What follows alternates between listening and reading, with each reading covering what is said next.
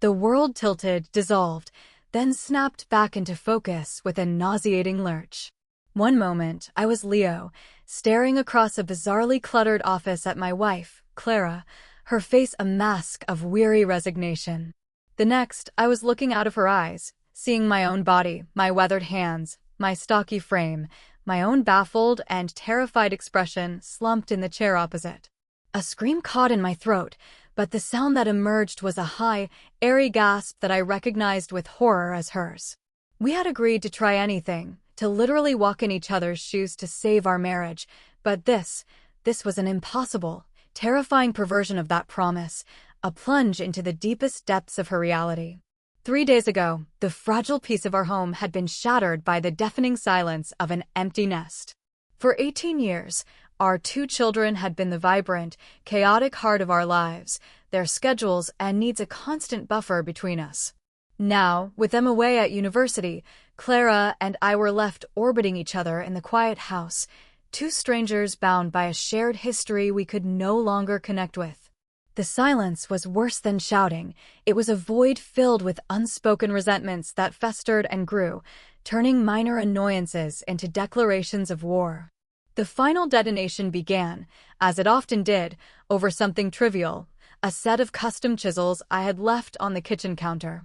I'd just returned from my workshop, a place of order and precision where I crafted bespoke furniture, my mind still tracing the grain of a piece of walnut. Clara, who navigated a world of social engagements, volunteer committees, and the emotional labyrinth of keeping our family connected, saw only chaos. Leo, honestly, she'd said, her voice tight with a familiar strain. I've asked you 100 times. The kitchen is my space. I can't have your tools scattered where I'm trying to prepare dinner. It's not scattered, Clara. They were right there, perfectly aligned, I retorted, the smell of sawdust still clinging to me like a second skin. It's not like I left them in the soup. I was going to put them away. When? Next week. The argument escalated with terrifying speed, fueled by years of pent-up frustration. You have no idea what it's like for me. You swan off to your little workshop and play with wood all day, and I'm left to manage everything else. The bills, the kids' calls, your parents' anniversary gift, the leaking faucet you promised to fix a month ago. It's a constant mental load, and you just waltz in and expect a medal because you made a beautiful chair. A little workshop? Playing with wood. I shot back, my voice rising to match hers. That little workshop pays the mortgage on this house you love to manage so much. You think it's a stress-free paradise? I deal with impossible clients, looming deadlines, and the constant fear that one bad month could put us under. You think your life is so hard? Try having the weight of our entire financial security on your shoulders. The fight ended with a thrown dish towel and a slammed door. I spent the night in my workshop, the scent of wood and oil a cold comfort. When I returned in the gray light of dawn, I found Clara at the kitchen table, her shoulders slumped in defeat. We need help, Leo, she whispered, her voice raw. I can't do this anymore. For all our anger, divorce was a cliff neither of us was ready to step off. We still loved the people we had been, even if we couldn't stand the people we had become. That desperate truce led us to Dr. Eris. Her office was a strange sanctuary, tucked away in an old Victorian house, smelling of sandalwood and ancient paper. Polished river stones sat on shelves next to anatomical charts of the human nervous system, and a faint, rhythmic humming seemed to emanate from the very walls. Dr. Eris herself was a calm island in our sea of turmoil, her mismatched eyes, one a warm hazel, the other a startling gray, seeming to look right through our defenses. When she proposed a radical, immersive therapy, promising a perspective shift like no other, we were too exhausted to refuse. Are you willing to truly experience each other's world? She had asked, her voice a low, soothing melody. We'd both nodded, desperate. What did we have to lose? She had us close our eyes, her voice guiding us down a path of deep breathing until the world dissolved into a dizzying, weightless void. Now, sitting in Clara's body, feeling the unfamiliar weight and shape of it, my heart hammered against ribs that were not my own. Across from me, my body, inhabited by Clara, was mirroring my panic. This will last for approximately 3 weeks, Dr. Eris said, her serene expression unchanged by the impossible feat she had just performed. The experience is the cure. Live. Learn. Do not fight it. She offered no further explanation, simply ushering us out into a world that was suddenly, terrifyingly new. The drive home was a silent symphony of horror. Clara, clumsy and rigid in my larger frame, gripped the steering wheel of my truck so hard her knuckles were white. I sat in the passenger seat, hyper-aware of the foreign sensations, the curve of the hips, the press of the seatbelt against a chest I'd only ever known from the outside, the faint, floral scent of Clara's perfume that was now emanating from me. We pulled into our driveway, and the familiar sight of our home, the one we'd built together, felt like the set of a terrifying new play in which we were the unwilling lead actors. The silence in our home was a thick, suffocating blanket. We moved like ghosts, avoiding eye contact, each step a clumsy negotiation with an alien form. Every familiar object seemed strange, viewed from a new height, handled by unfamiliar hands.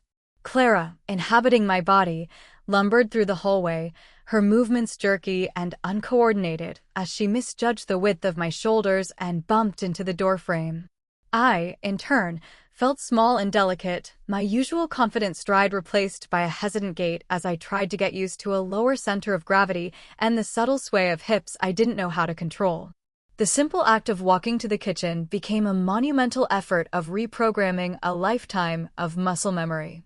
I'll take the guest room, Clara finally said, her voice a deep, gravelly echo of my own that sent a shiver down my spine. The thought of sharing our marital bed in this configuration was an abyss neither of us was prepared to contemplate. I nodded, a wave of relief so profound it almost made me dizzy. The bedroom, our shared sanctuary for nearly 2 decades, now felt like a minefield of intimacy I was terrified to cross. Alone, I closed the door, the soft click of the latch sounding like a final seal on the absurdity of our situation. The room was filled with Clara's presence, her scent on the pillows, her book face down on the nightstand, her silk robe draped over a chair. But now, that presence was also inside me, a bewildering internal colonization. The immediate, practical necessity of sleep forced a confrontation I had been dreading. I needed to change out of these clothes. I approached Clara's antique dresser, my reflection a ghostly stranger in its polished mirror. My hands, her hands long, slender fingers adorned with the familiar silver rings she always wore, felt clumsy and foreign as I pulled open a drawer. Inside, her things were organized with meticulous care, soft cottons folded next to delicate silks and lace. I grabbed the most unassuming items I could find, a plain, oversized sleep shirt and a pair of simple cotton briefs, and turned to face the full-length mirror by the closet. Undressing was a slow, surreal process. Each button on her blouse felt like a betrayal, a violation of a privacy that was somehow still hers, even though I was the one inside. My fingers fumbled with the clasp of her jeans, a garment I'd seen her in 1,000 times, but had never considered from this perspective. When I finally stood in her bra and underwear, I stared, utterly transfixed. This was the body of my wife, a landscape I had known and loved as a husband, a partner, an outsider. But to experience it from within, to feel the soft fabric against the skin, to see it as my own reflection, was profoundly disorienting. I felt a strange mix of clinical curiosity and deep, unsettling intimacy. With trembling hands, I reached behind my back to unhook her bra, a maneuver my own thick fingers had fumbled with countless times from the opposite side. It was an intricate, frustrating puzzle. When the straps finally came loose, the sensation of release was surprisingly significant. I let the garment fall, revealing a form I had always admired, but now felt with a startling new weight and sensitivity. Finally, with a deep breath that filled lungs that felt smaller than my own, I slid off the last of her undergarments and stood completely naked. The shock was electric, a system-wide short-circuit. The sight in the mirror was so fundamentally other, so completely female, that my brain struggled to reconcile it with my own consciousness. The most jarring aspect was the profound and absolute change in my lower anatomy. Where my entire life had been defined by a certain presence, there was now a smooth, elegant, and utterly alien landscape. It was a vacancy that felt less like an absence and more like a completely different architecture, one I had no blueprints for. I was a man adrift in a woman's body, and the proof was undeniable, terrifying and mesmerizing all at once. After a long moment of stunned silence, a wave of vulnerability washed over me, and I quickly pulled the long sleep shirt over my head, hiding this new reality from my own eyes. "I am a woman," I whispered, and the soft, melodic sound of Clara's voice speaking the words sent another shockwave through me. "I am Clara." The statement hung in the air, a declaration of a truth I couldn't yet begin to comprehend. The first morning dawned not with a jolt, but with a slow, creeping confusion. I woke tangled in sheets, a heavy curtain of hair splayed across the pillow and tickling my her face. For a fleeting second, my sleeping mind registered the sensation as Clara lying next to me, her head on my shoulder. Then the full, crushing weight of reality crashed down. This was my hair. I was Clara. The awkward necessity of the day began with a trip to the bathroom, a room I'd shared with my wife for 18 years, but now felt like a foreign country with baffling customs. The first challenge was the shower. I couldn't postpone it forever. Stepping into the familiar tiled stall felt utterly strange.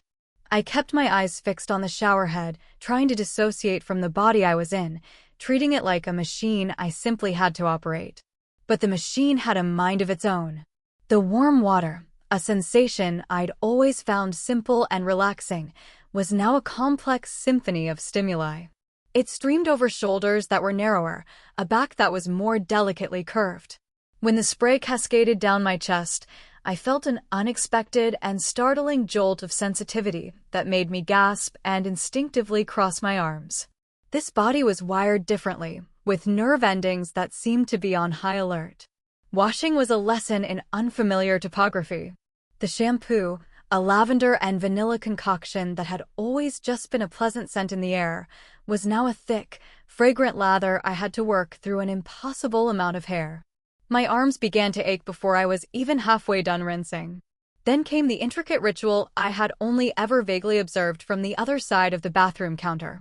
The array of bottles was staggering: body wash, exfoliating scrub, conditioner, leave-in conditioner. It was a multi-step process that made my old bar of soap and go routine seem laughably primitive. The most humbling task was shaving her legs. I'd seen her do it 1,000 times, propping a leg on the side of the tub. Now, attempting it myself, I felt like a child trying to solve a complex puzzle. The angles were awkward, the fear of nicks was constant, and the sheer surface area was daunting. By the time I was done, my back ached, and I had a newfound respect for the simple act of her having smooth legs. Drying off, I instinctively reached to wrap the towel around my waist before realizing it wouldn't stay. With a sigh, I rewrapped it awkwardly under my arms. Then came the lotions and creams. Her vanity was a veritable laboratory of potions in elegant jars. I had no idea what half of them were for. I randomly chose a moisturizer, surprised by how soft and non-greasy it felt as it absorbed into skin that felt thinner and more delicate than my own. Dressing was a descent into another circle of hell. I opened her closet and was met with a sea of fabrics, colors, and shapes that had no logical system I could decipher. And then there was the underwear drawer. Bras, I discovered, were not a single entity. They were a species with countless subcategories: t-shirt bras, sports bras, underwires, bralettes. It was a complex engineering problem I was not equipped to solve. I chose what looked like the simplest, most functional option and spent a frustrating 5 minutes figuring out the hooks. I eventually settled on a pair of jeans and a soft sweater, an outfit I'd seen her wear and felt was safely neutral. As I looked in the mirror, fully dressed, I saw my wife looking back at me, but her eyes held my own bewildered and exhausted frustration. I had been awake for less than an hour, and I already felt like I'd run a marathon. Before leaving for my workshop, Clara, in my body, had mercifully left a detailed, multi-page list on the kitchen counter.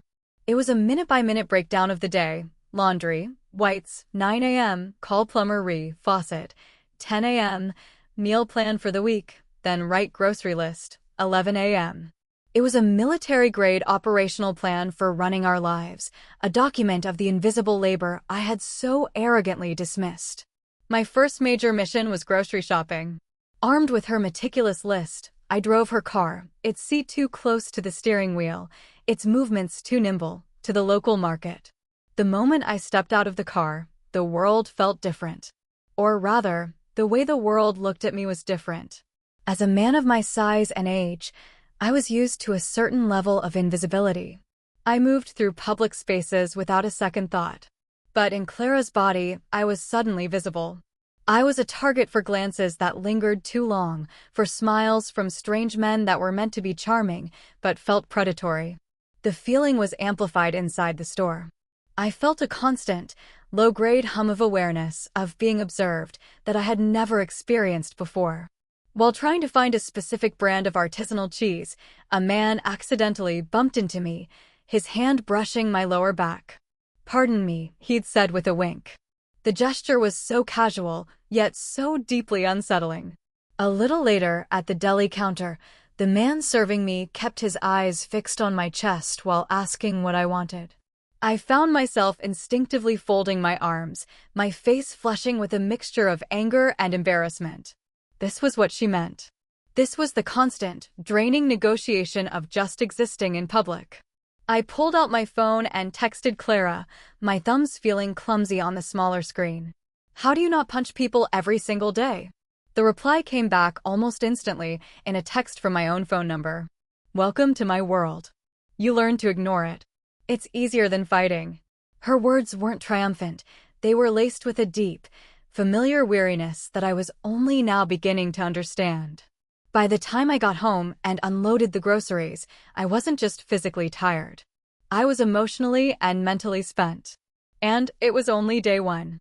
I collapsed onto the sofa, surrounded by the quiet hum of a house I was supposed to be managing, and for the first time, I truly, deeply understood that I had no idea what my wife's life was really like. The first week bled into a grueling routine. I became the master of a domestic kingdom I never knew existed, my days dictated by the rhythm of the washing machine and the demands of a well-stocked pantry. I learned the subtle art of folding a fitted sheet, the precise chemical alchemy required to remove grass stains from jeans, and the strategic planning needed to have a healthy dinner on the table by 6:30.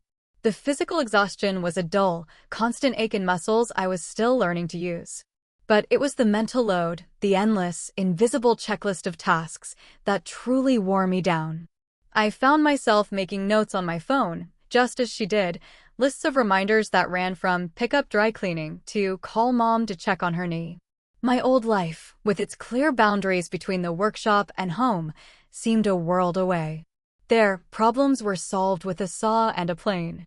Here, they were a relentless tide of small, interconnected details. One evening, my phone buzzed with a call from my own number. Seeing my name on Clara's screen was still a jolt. "Hey," Clara's voice, my voice said, sounding rough and tired. "Just calling to check in." "Hey yourself," I replied, my higher-pitched voice still a surprise. "Long day." "You have no idea," I groaned. Mrs. Albright came in wanting to change the finish on her dining set for the third time. She cornered me for an hour. "My back is killing me from lifting that oak slab, and I think I've got a splinter the size of a toothpick in my thumb." There was a pause, then a chuckle. "But you know what? I handled her. I used the sympathy and redirect technique you always complain about. It actually worked." She left happy and didn't change the order again. I felt a strange pang of pride and something else. "Envy?" "Glad my world isn't too much for you," I said, a bit of the old sarcasm creeping in. "Oh, it's too much," she said, her tone softening. "But it's solid.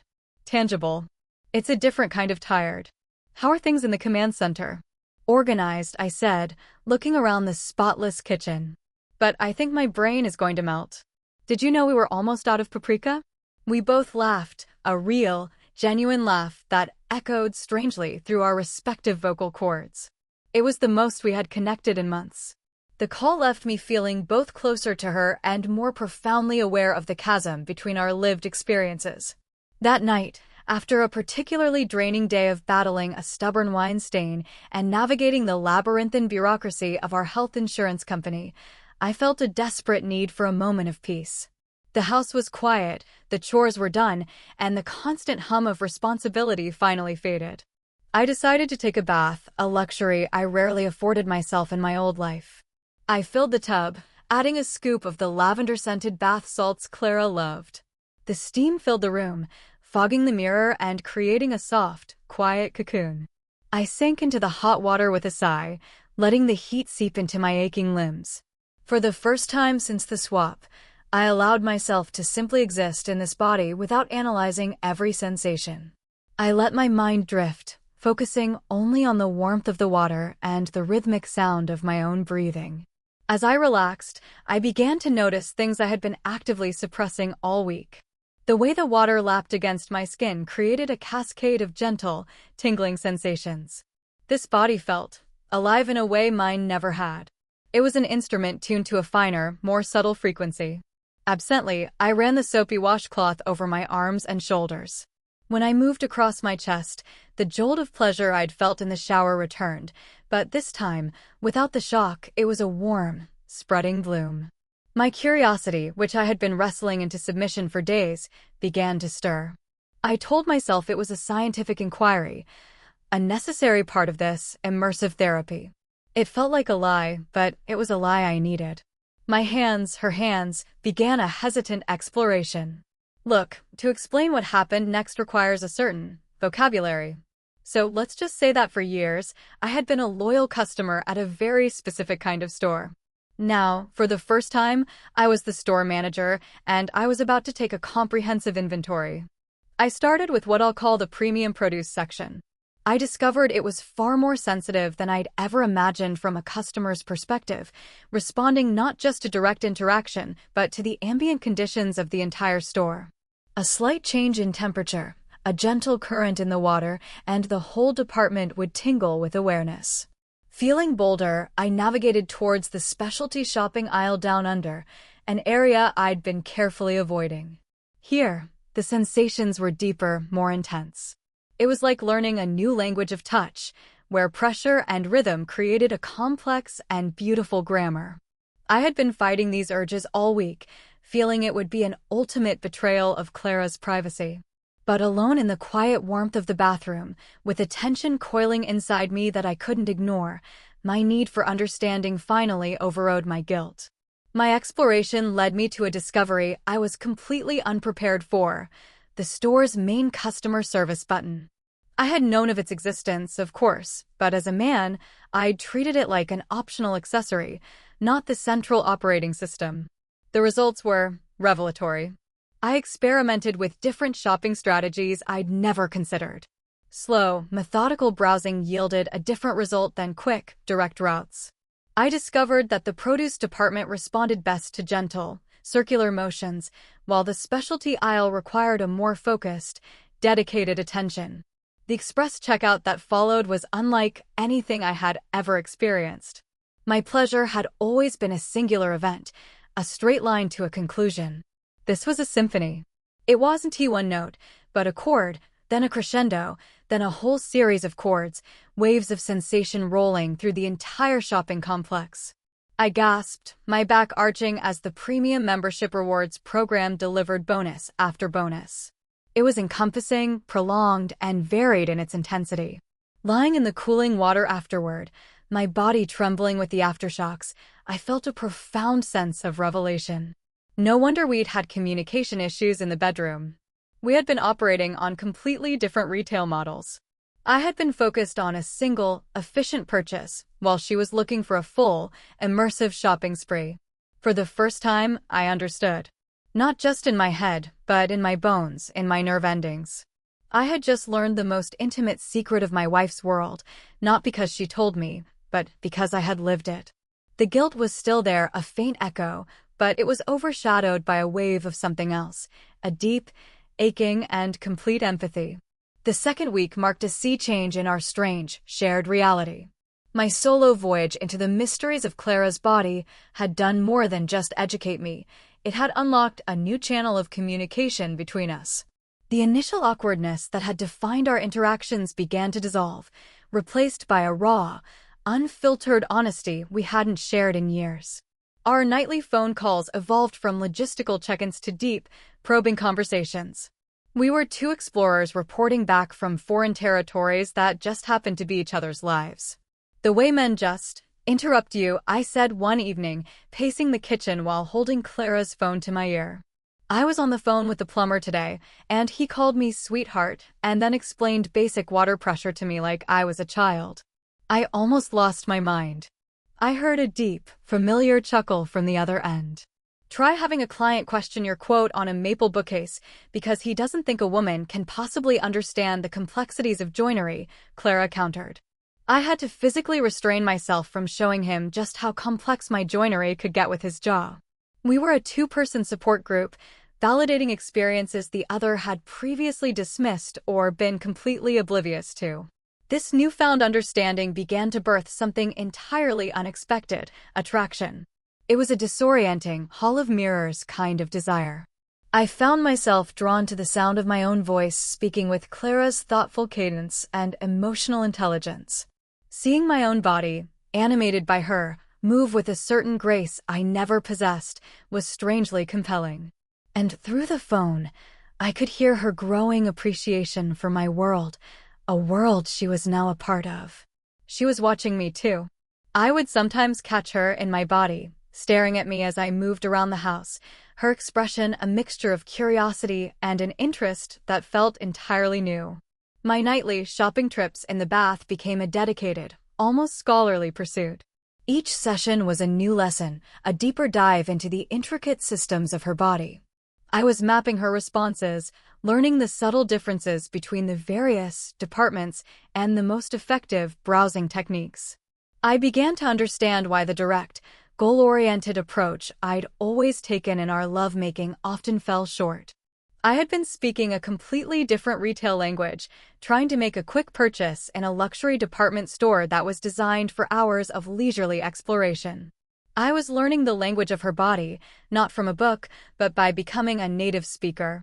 By the time we reached the 2-week mark, a fundamental transformation had taken place. The persistent, jarring feeling of being a man trapped in a woman's body had faded. The lines had blurred. I was no longer an imposter. I was simply myself, experiencing the world through a different physical lens.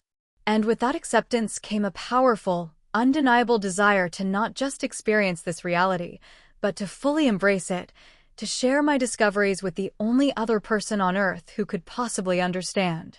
That Saturday morning, after Clara left for the workshop, a powerful resolve took hold of me. I was done being a timid tourist in her life. It was time to become a resident. I showered, taking my time, appreciating the sensations rather than fighting them. Then I walked into our bedroom and opened the section of Clara's closet I had thus far avoided, the one that held her more elegant dresses, her more daring outfits. Behind them, in a cedar-lined drawer I had always pretended not to know about, was her collection of intimate apparel. My own hands had bought some of these pieces over the years, gifts for anniversaries and birthdays that were received with a polite smile and then tucked away, rarely, if ever, seen again. My fingers brushed over silk and lace until they found the one I was looking for, a turquoise lace ensemble I had given her for our last anniversary. I remembered the hope I'd had when I bought it, a clumsy attempt to reignite a spark that was already fading. Seeing it now, I felt a pang of my old cluelessness. I had bought it for my own fantasy, without ever understanding what it might feel like for her to wear it. I decided to find out. Getting into the lingerie was a humbling and intricate process. The bra had a complex web of straps that seemed to defy logic, taking several attempts to fasten correctly. The matching panties were surprisingly comfortable, but the garter belt and stockings required a level of dexterity and patience I rarely employed outside my workshop. Finally, I stood before the full-length mirror. The transformation was breathtaking. The delicate, vibrant lace contrasted against the pale skin, highlighting curves and creating shadows in a way that was both elegant and profoundly sensual. Clara's body, a body I thought I knew completely, was stunning in a way I had never fully appreciated. In that moment, I understood. I understood the power, the vulnerability, the sheer theatricality of it all. The visual impact was undeniable, and for the first time, I felt it from the inside looking out. I spent the rest of the day in a state of heightened anticipation. I prepared a special dinner, one of her favorites, the entire time wearing the lingerie beneath one of her silk robes. Every movement was a soft, rustling reminder of what was underneath, creating a constant, low-level thrum of arousal that was both distracting and thrilling. By the time I heard the familiar rumble of my truck in the driveway, the key turning in the lock, my entire being was vibrating with a potent cocktail of nervous and excited energy. The door opened, and I heard her heavy footsteps, my heavy footsteps, entering the house. The play was about to begin. The heavy, familiar tread of my own work boots echoed from the hallway below. I heard the sigh of exhaustion, a sound I knew intimately, though it was now filtered through my own vocal cords. "Clara, I'm home," she called out, her voice a weary baritone that rumbled through the floorboards. The sound was a perfect imitation of me after a grueling day, coated in a layer of sawdust and fatigue. My heart hammered against Clara's ribs, a frantic bird in a delicate cage. I took a deep, steadying breath, the air-filling lungs that still felt unnervingly small. "I'm in the bedroom, Leo," I called back, my voice a soft, melodic invitation that felt both practiced and utterly alien. I was surprised by how easily it came. "Could you come up here for a moment?" There was a heavy pause, followed by the sound of my work bag being dropped unceremoniously on the floor. "Do I have to?" "It's been a hell of a day. I was just going to grab a beer and collapse on the couch. Your life is not a walk in the park, you know." "Please," I purred, the sound surprising even myself with its seductive confidence. It was an echo of a way Clara had spoken to me years ago, a tone I hadn't heard in a long, long time.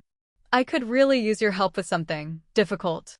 A long-suffering groan was the only answer, followed by the heavy thud of my boots on the staircase. I could picture the expression on my own face, the furrowed brow, the tight jaw, the sheer weariness of it all. "What is it now?" she grumbled as she reached the top of the stairs. "Are you still struggling with the bra clasps?" "It's been 2 weeks, honey. At this point, it's just getting sad." She pushed open the bedroom door, my eyes scanning the room for some domestic crisis. Then she saw me. I was posed artfully on the edge of our bed, the soft lamplight catching the turquoise lace, the silk robe pulled around my hips. Her long hair, which I had painstakingly styled, was swept over one shoulder. My own face, a canvas I knew better than any other, went through a rapid, stunning series of transformations. The exhaustion vanished, replaced by slack-jawed shock. Shock morphed into utter confusion, her eyes widening as they took in the impossible scene, her own body, dressed in forgotten lingerie, looking back at her with my own knowing, intentional gaze. Then came a flash of something darker. Anger. "What the hell is this?" she demanded, my voice cracking with disbelief.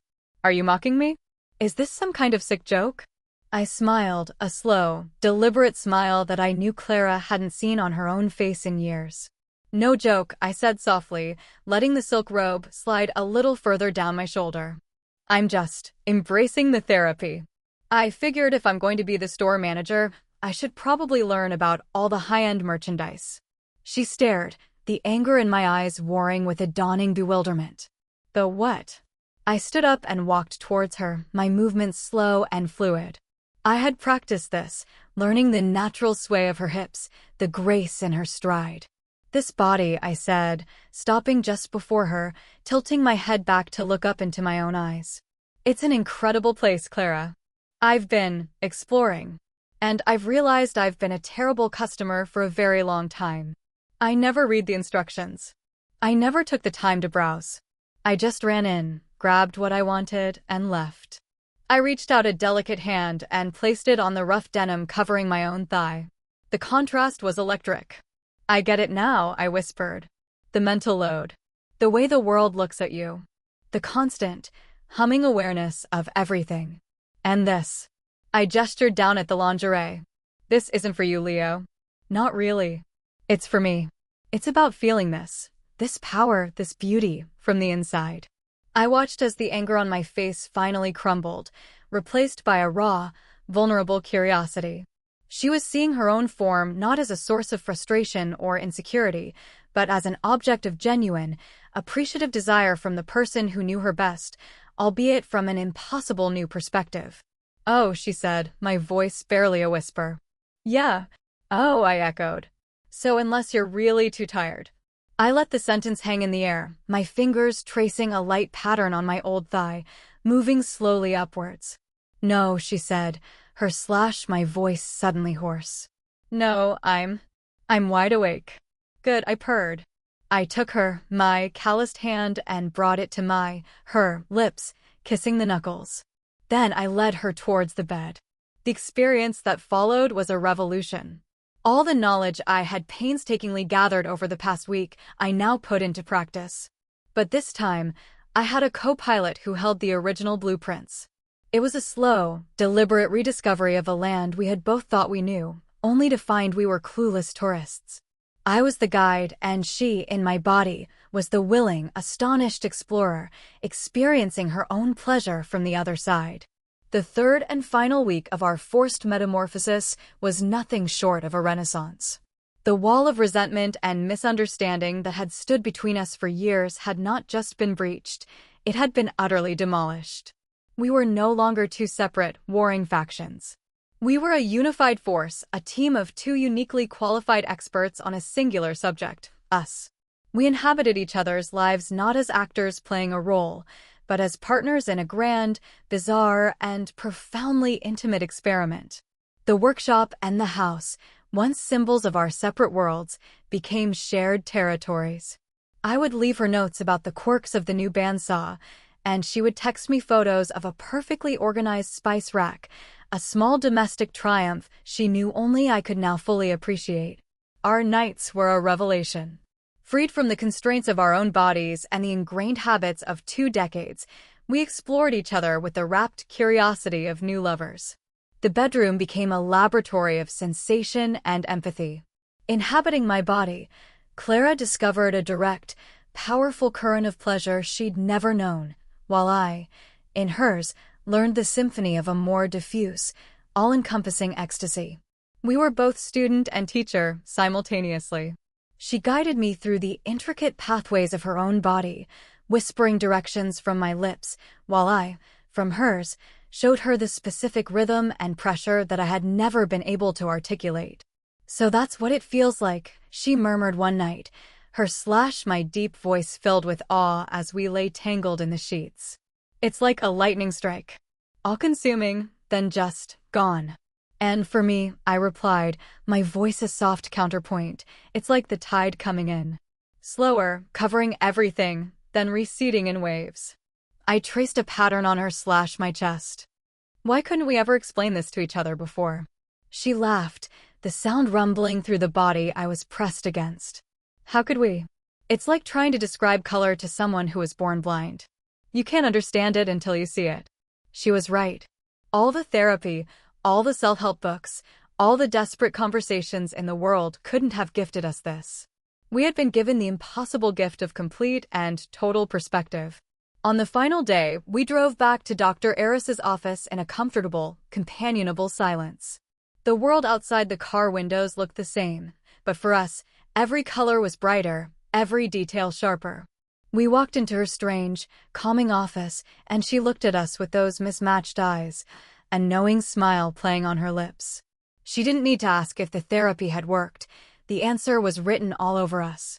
The reversal was as gentle and disorienting as the initial swap. A wave of dizziness, a sensation of falling, and then the world snapped back into a familiar, yet fundamentally altered, focus. I was me again. I flexed my own thick fingers, felt the familiar weight of my own frame, and took a deep breath into lungs that felt cavernous. Across from me, Clara was doing the same, a look of wonder on her face as she touched her own hair, her own cheek. "It feels weird," she said, her own voice sounding strange and wonderful. "I feel so light. And I keep forgetting I don't have to duck under doorways." "I miss the view from down there," I admitted, and we both burst into laughter. That was 6 months ago. Our marriage hasn't just been saved, it has been reborn. The bickering is gone, replaced by a deep, almost telepathic understanding. When I come home from the workshop now, she knows the specific kind of tired I feel, and when she talks about the mental exhaustion of her day, I don't just hear her, I feel her. We kept our agreement. Every 2 weeks, we return to Dr. Eris. The swaps are no longer a terrifying ordeal, but a cherished ritual, a chance to reconnect not just with each other, but with the parts of ourselves we discovered in the other. Tonight is the night. In a few hours, I will once again be Clara. Lying in the top drawer of my dresser, hidden beneath my socks, is a small, elegant box. Inside is a delicate silver necklace, a piece I saw her admire in a shop window weeks ago. But that's not the real surprise. Tucked away in her lingerie drawer, waiting for me, is a new ensemble I ordered online, a deep crimson silk that I know will feel incredible against her skin, my skin. She won't know what hit her when she comes home from a long day at the workshop to find her husband waiting for her in the bedroom, ready to remind her, from the inside out, just how beautiful her world can be. Some couples need to talk more. Some need to go on dates. We just needed to get under each other's skin, one body swap at a time.